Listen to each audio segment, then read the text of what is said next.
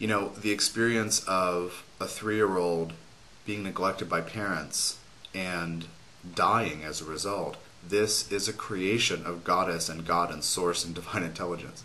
This is a creation of that, those souls which are portions of Divine Intelligence. So that teaches, that experience teaches the soul about needs, for example. Perhaps there's a multi-life theme about learning about needs and who will take care of me.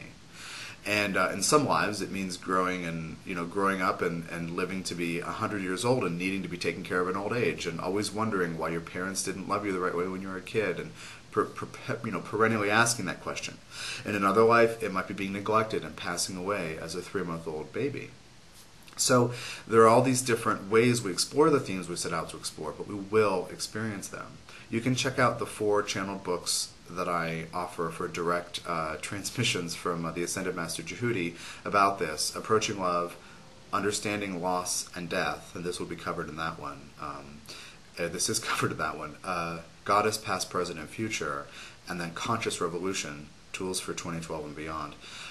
That's the direct teaching. If you want to understand how those direct teachings influence how I do astrology, you can check out The Soul's Journey 1. That's another book that I've published. And that's where I combine the teaching on soul with astrology and how to see karma and the soul's journey in a birth chart. So this is a terrible situation. From our human eyes, our hearts, this is terrible. Anybody who is connected to his or her heart, the heart will want to open. The heart will automatically open in response to that, unless we work really hard to keep a lid on it. So that's one part of you.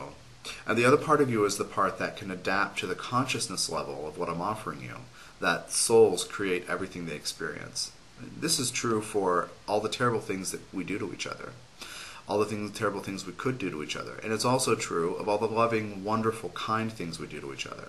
So one of the reasons to do this little video for you is to offer you this reminder, this invitation, to please remember that even as you read about how terrible the world is, or probably is, that by living from your heart, you can create the kind of world you want to live in. At the same time, and thereby affect the world in positive ways. At the same time, when you witness suffering, you have the opportunity to get involved. This is part of your soul's journey if you're so inclined. But there is also this thing that's really important to recognize about the truth of other people creating their own suffering too. So it's kind of like some people are on a journey, especially people who have Pluto and Virgo opposing Chiron and Pisces. People from like 62 to, in the mid-60s, 64 to 68, something like that, have that active. And they are confronting the desire to serve on a specific way versus, which is a Pluto and Virgo idea, versus being sidetracked by chaotic suffering, Chiron and Pisces. And so some people actually need to leave other people to their suffering in a kind way. But many of us do need to spring into action, at least for the right reasons and the right ways. So we read this story, and our heart wants to go out. Don't let your heart go out. Your heart's for you. Your heart is the bridge. Your 4th chakra, center of your chest, your energy field, is the bridge between all parts of you. Be in your heart to stay whole. So I read the headline, I feel it in my heart. I read the story, my brain of course has commentary. My brain wants to judge how terrible people are. And yet I also have to call forth a portion of my consciousness that I've really worked hard to ground into and embody these last few years. And it is that part that can acknowledge that real human feeling that I have and simultaneously see the truth that the souls are creating this experience. Saying souls create experiences doesn't excuse people from hurting each other, but we must withdraw our judgments of what people do and understand that when we do have judgments, we are judging ourselves for having done something, or we're judging ourselves for what we would do in a situation. And that's taking responsibility for what your soul is experiencing. That's a huge part of it. So, child dies while her parents raise virtual child in online game. There's all this kind of possibilities of commentary about our involvement with internet things, addiction to internet, or at least having it on constantly in that hyper level of stimulation constantly.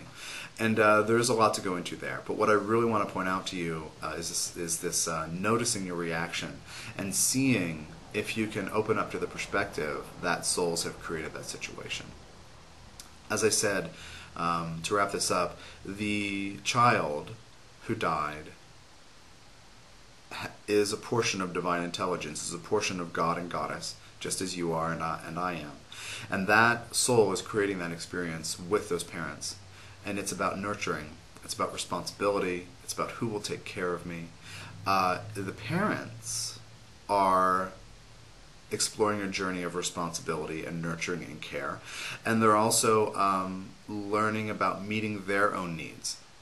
I'll just tell you right now, the kind of vibe on the etheric grapevine is that they're also learning about taking care of needs. So they, a police commentator said they obviously had kid too young, they were not ready. But as souls, they're exploring what it means to take care of themselves and other beings, and they're sharing that journey because they're married and kind of in a rhythm together about it. So the soul of the baby is not angry. The soul of the baby is divine consciousness that accepts its creation. The soul of the parents are not guilty, not feeling guilty, are not shaming themselves. The soul is simply a portion of consciousness experiencing these human experiences. But they, in their energy fields, will imprint meaning to why it happened. From the parent side, we weren't responsible. That's a belief that can come in there. And from the child's perspective, nobody's looking out for me. I'm not safe. Those are beliefs that can get imprinted in the energy field emotionally, even via a 3-month-old who doesn't have the vocabulary or wherewithal to articulate any such thing. So I want you to observe your reactions to these kinds of headlines, these stories, these human realities, and I want you to see what happens in your energy field. And if you are somebody who reads headlines through social media sites or online or through newspapers or TV, whatever, what I want you to do is next time, before you open to that, before that gets turned on, or before you look, send cords into the earth. Be conscious of what's happening in your body. Commit to staying in your body and grounded and experiencing what you experience. Feel in response to what you encounter, and yet not let what you encounter zap energy out of you. I don't want you to leak energy anymore in the form of emotion, very commonly thought of as my heart went out. So I also don't want you to think you have to protect yourself. So be intentional that I'm going to sense what I'm sensing, I'm going to be in my heart, and I'm going to then move on with my life. And the more grounded you are, even when somebody brings you devastating news, say that somebody you know knew that couple who neglected that baby until the baby died. Say that you actually knew somebody like that. Your inclination is for your heart to open up. That's great, but for your heart to go out to somebody leaks energy for you. Thanks for watching. Thanks for opening up to these perspectives and spending time with me talking at you across space-time virtually.